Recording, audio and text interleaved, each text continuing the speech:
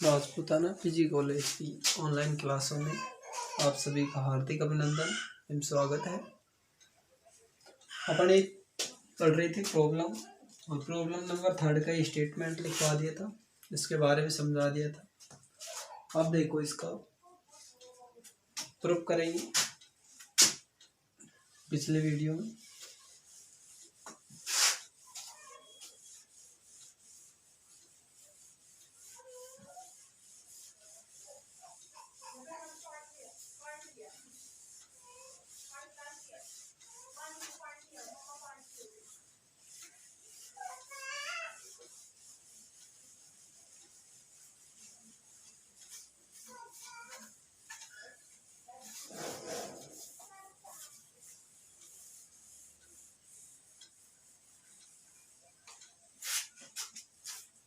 अब देखो नेक्स्ट,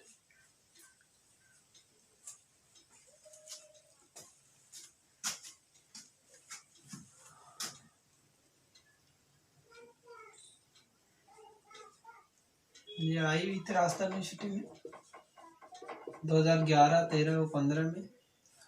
और क्वेश्चन था अपने पास, प्रूफ करना था tan theta tan phi is equal to 2/r1 plus, ये सिद्ध करना था। tan theta tan phi is equal to 2/r1 plus 1।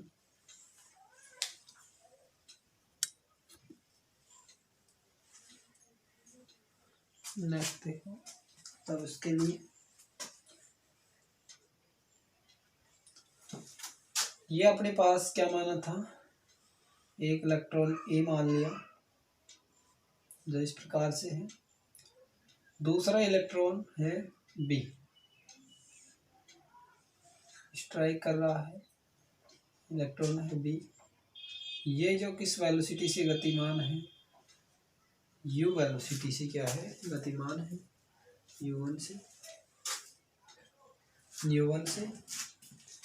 अब बोले तो इसको, ये u1 से क्या है, गतिशील है। तब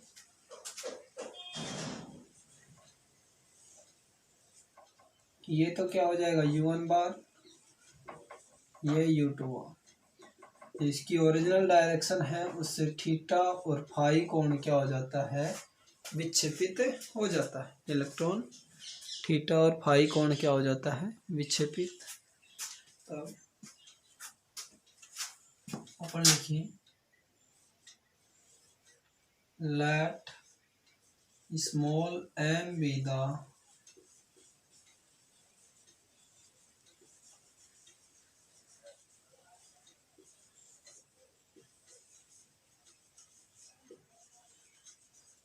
प्रॉपर मासेज ऑफ इलेक्ट्रॉन। क्या है अपने पास, m क्या है, प्रॉपर मास है इलेक्ट्रॉन का। नाउ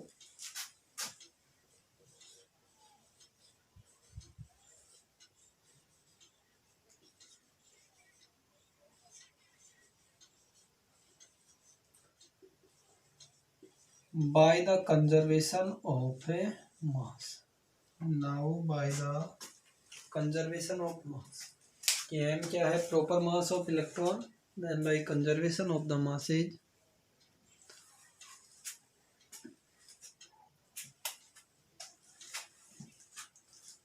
इसका मास स्मॉल m और ये भी मास क्या है, m, चूंकि दोनों का मास समान है।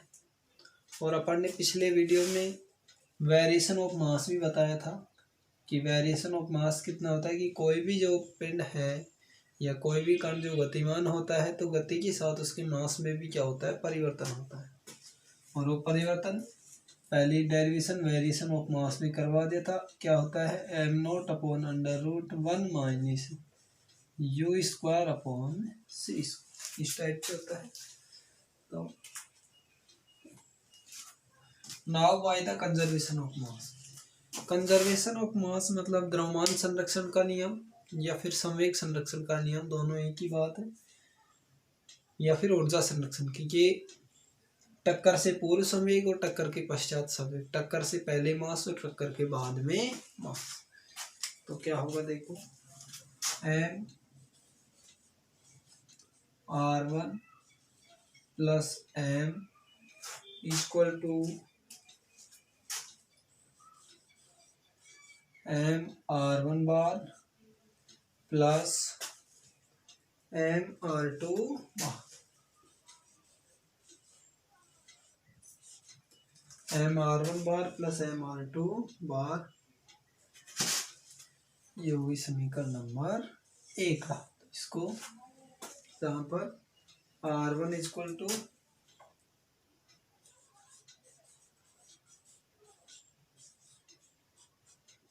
1/√1 minus U1 square upon C square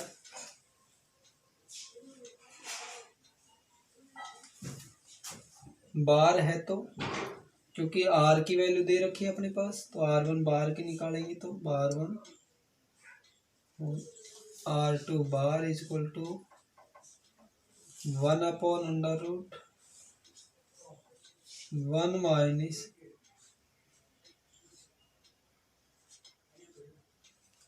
U2 bar का square upon C square. Note करो इसको।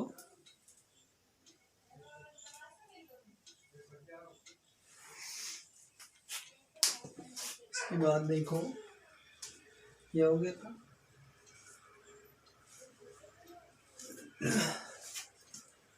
ये तो हो गया कंजर्वेशन ऑफ मास। अब निकाले अपन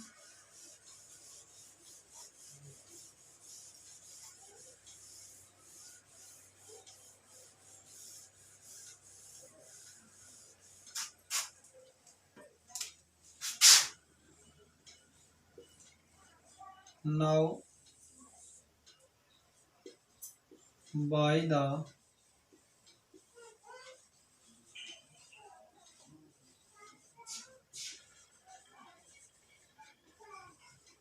conservation of momentum,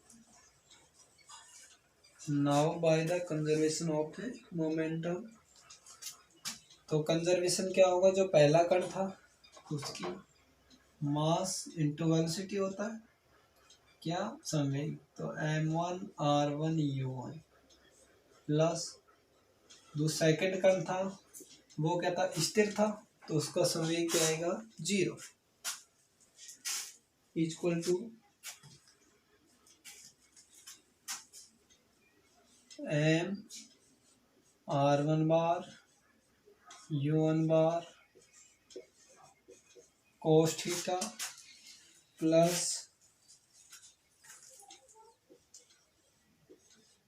m/r2 bar u2 bar cos phi, और 0 equal to second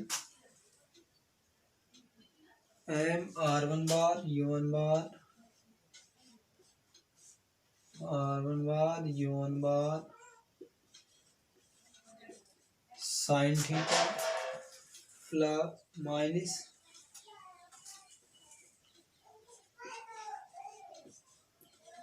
r2 bar u2 bar sine phi.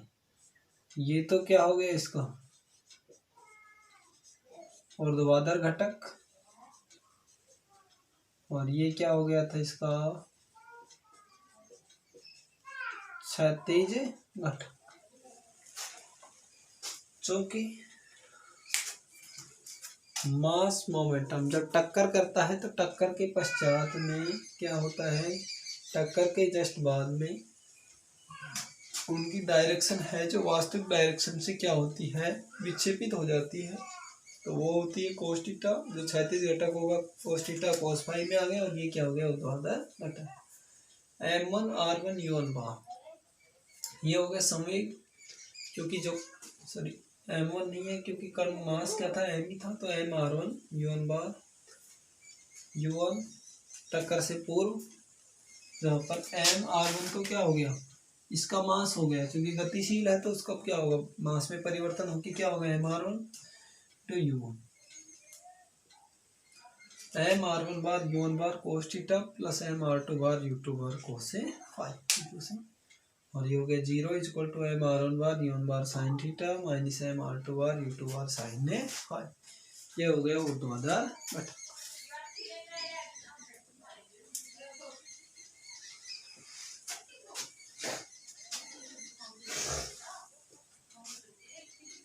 अब देखो इसकी बात,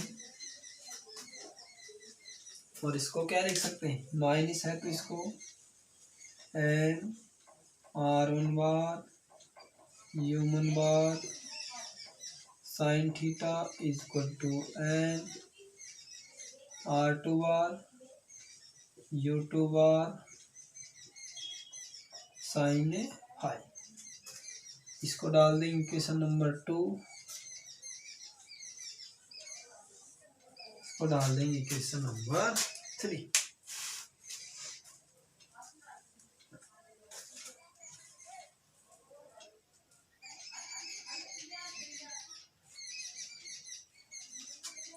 नोट करो इसको। यह हो गया था मास के लिए कंजर्वेशन ऑफ मास, और ये कंजर्वेशन ऑफ मोमेंटम। समीकरण 1, 2 और 3 आ गई थी। उसके बाद देखो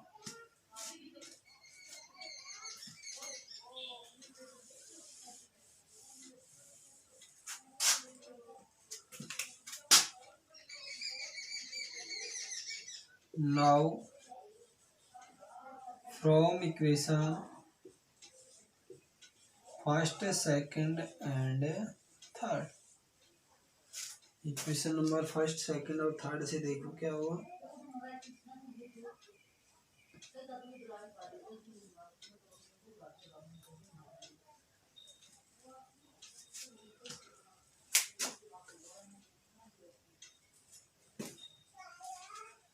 एम से एम कैंसिल हो जाएगा इसमें से, ये एम है, एम एम एम, तो क्या हो जाएगा,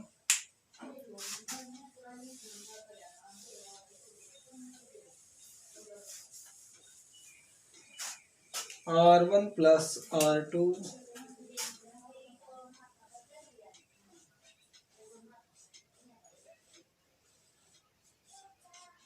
R2 bar equal to R1 plus 1। दूसरा है एम से एम ये कैंसिल, तो क्या हो जाएगा, R1 बार U1 बार कोस थीटा R2 बार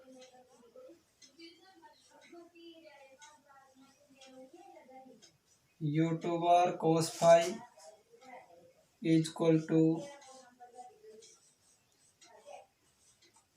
R1 U1। ये हो गई इक्वेशन नंबर 5। और इसी प्रकार थर्ड से भी क्या हो जाएगा, एम से एम ये कैंसिल, तो क्या हो जाएगा,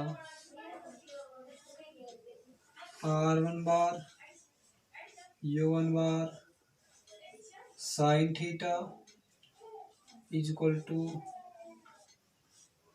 R2 बार U2 बार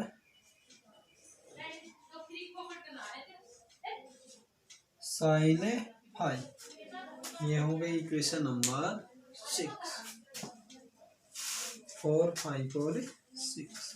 नोट कर लो इसको।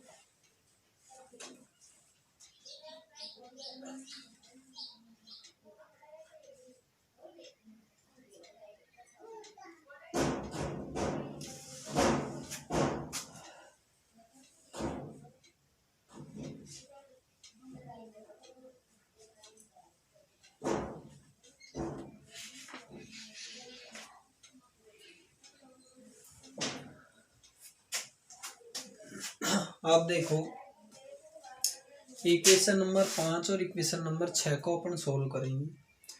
कोस थीटा कोस फाई है, इधर साइन थीटा और साइन फाई। यदि अपन इसको किससे मल्टीप्लाई कर दें, साइन थीटा से कर दें पहली वाली स्टेप को, R1 U1 बार इसको साइन थीटा से कर दें, तो यहां से देखो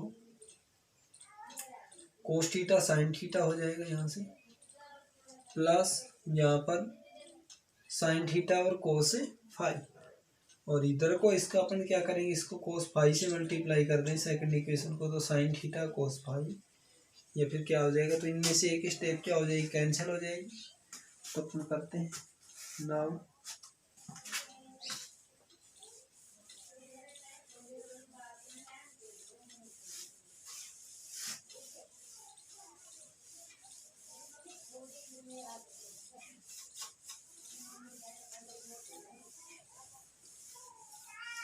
ये थी equation number 4, 5 and 6।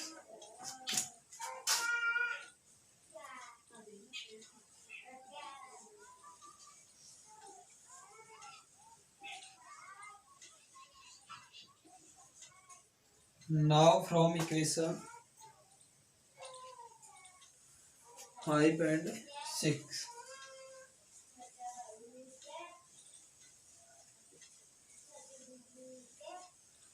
Five and six से अपन क्या लिख सकते हैं,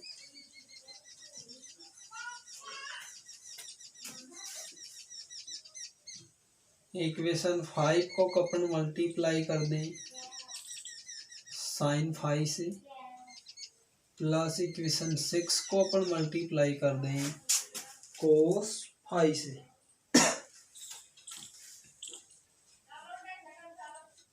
कोस है ये,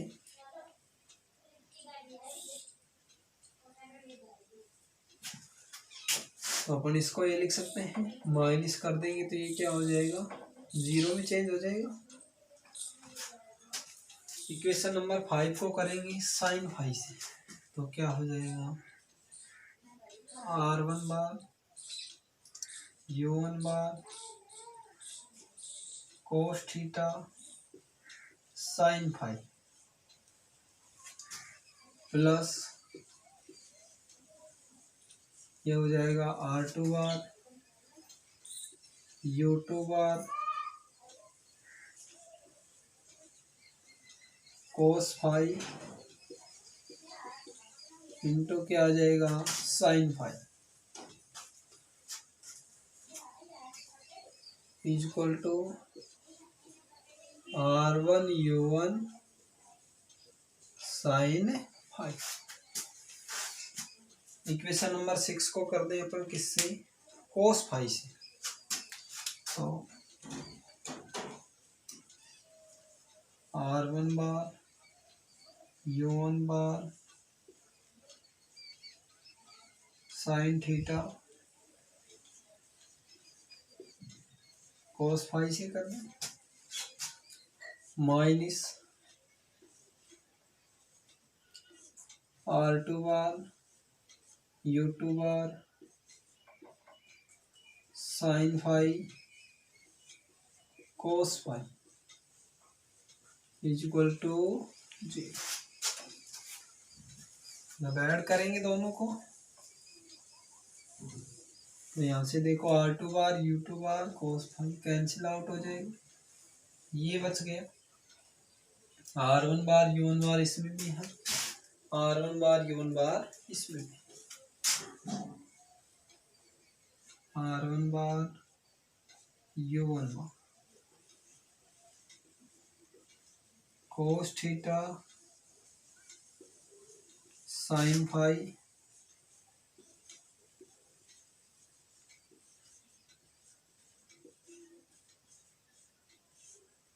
plus sine theta cos phi equal to क्या आ जाएगा, R1 U1 sine phi, R1 U1 sine phi. Note कर लो इसको,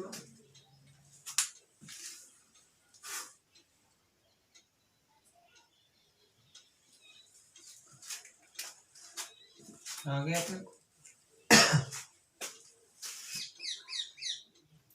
कोस theta sine phi sine theta cos phi, तो ये आ गया।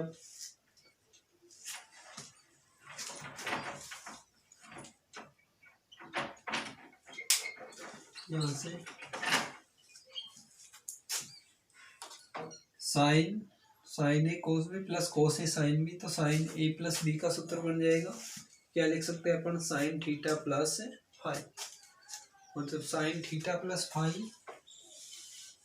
तो यहाँ से इसको क्या लिख सकते हैं, R1 बार U1 बार साइन क्या बन जाएगा ये, theta plus phi equal to R1 U1 sine phi. R1 U1 क्या हो जाएगा, साइन फाई। हम यहाँ से R1 बार U1 बार की वैल्यू निकाल सकते हैं अपन। क्या आ जाएगा, साइन थीटा प्लस फाई क्या आ जाएगा, नीचे। तो नोट कर लो पहले इसको।